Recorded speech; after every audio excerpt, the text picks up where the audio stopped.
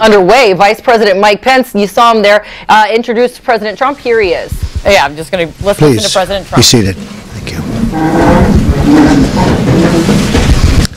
Mr. Vice President, distinguished guests and members of the media, I'm honored to welcome you here today as the bipartisan Presidential Advisory Commission on Election Integrity prepares to conduct its first official meeting. Very, very important. This commission is tasked with the sacred duty of upholding the integrity of the ballot box and the principle of one citizen, one vote.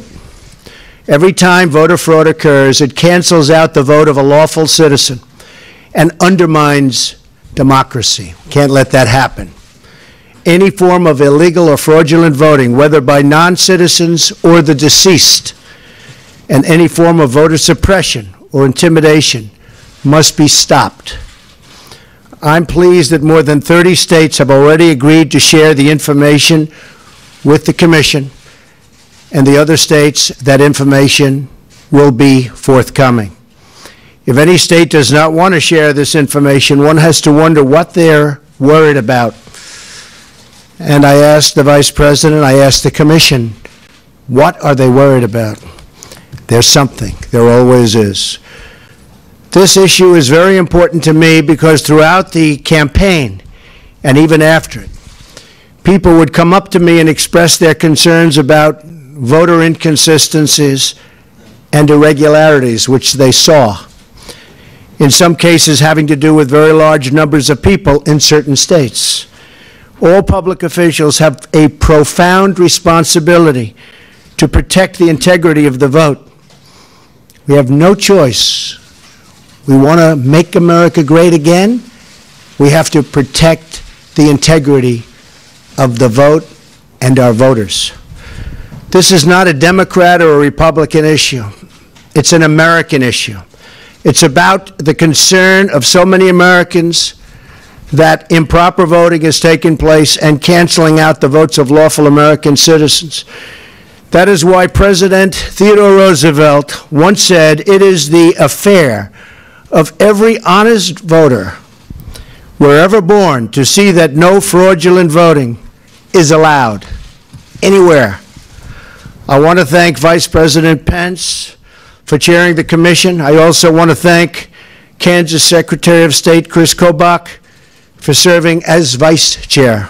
It's going to be a lot of work. They're going to work very hard over a fairly short period of time, and I want to thank you both very much, Chris, Mike. This is a bipartisan panel consisting of both Republican and Democratic leaders and experts on voter integrity.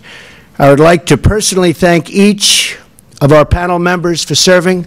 Really do appreciate it. In addition to the chair and vice chair, this distinguished bipartisan panel includes Indiana Secretary of State Connie Lawson. Thank you. New Hampshire Secretary of State Bill Gardner. Thank you. Maine Secretary of State Matthew Dunlop.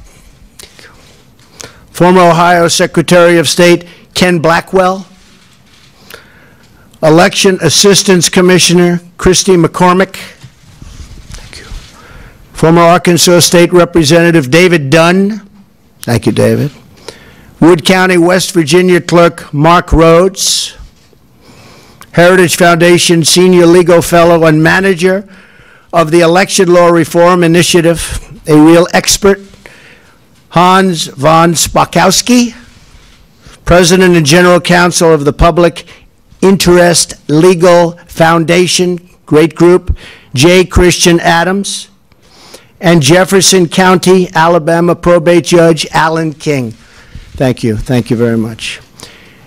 Each of you has been entrusted with the great responsibility of helping to advance the cause of fair, honest, and lawful elections. Your work will help protect our democracy. This will be a very transparent process. It's going to be very open for everybody to see. You will approach this important task with a very open mind and with no conclusions already drawn. You will fairly and objectively follow the facts wherever they may lead. I look forward to the findings and recommendations your report will produce, and I share your report as soon as I can and as soon as possible with the American people so the full truth will be known and exposed if necessary in the light of day. We call on every state to give its full support and total cooperation in this effort. Most of them have really done brilliantly, and we appreciate it, and the rest, all of that information will be forthcoming. Thank you very much, Mr. Vice President, thank you, and Chris, thank you. Panel, thank you very much, we appreciate it. Do a great job. Thank you. Thank you. Thank you very much.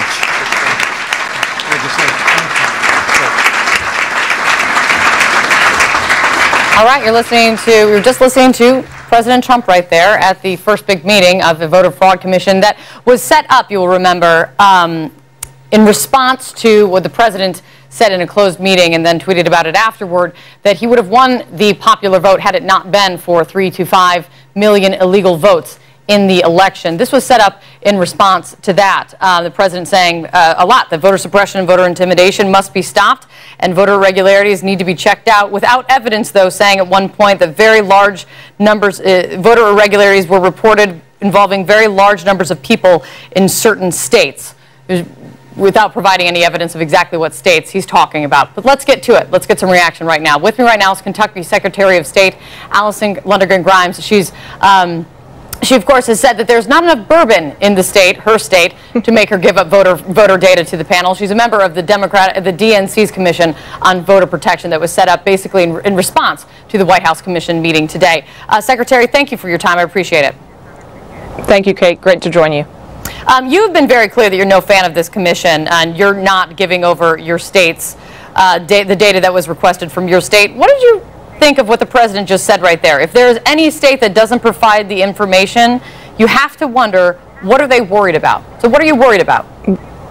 Well, in terms of Kentucky, it's making sure that 3.3 million Kentuckian sensitive private information is not put in the public domain and, importantly, in the hands of Vladimir Putin, someone who all intelligence agencies confirm sought to interfere in our elections. It's also to keep sacred what the Constitution and especially the 10th Amendment prescribe for our elections. They are to be run by the states, the voter registration rolls especially in particular. The decentralization, Kate, to our elections, that's what led to the headlines, instead of being meddling, outright disruption. And we have the president admitting the baseless claims for which this sham commission was put together are his insecurity for losing the popular vote. What we don't have, and what we still don't have answers to, is why this commission continues to waste taxpayer dollars on a claim that expert after expert and even elected official after elected official continues to say does not exist, and that's that 3 to 5 million folks voted illegally in this last election. Well, let me ask you, Chris Kobach, he's the vice chair of the commission. He spoke out this morning and he defended the need and the request for voter information that was put out there. He says it's to improve voter integrity. Listen here to Chris Kobach. The commission is not set up to prove or disprove President Trump's claim. The commission is simply to put facts on the table. So if, as the Democrat members of Congress who wrote that letter contend there is no voter fraud, then we will make their case for them, because the commission will come up with nothing. So the idea that you should stop the commission from even looking at a problem because there's going to be something we don't want the American public to see, that's outrageous. What do you say to that?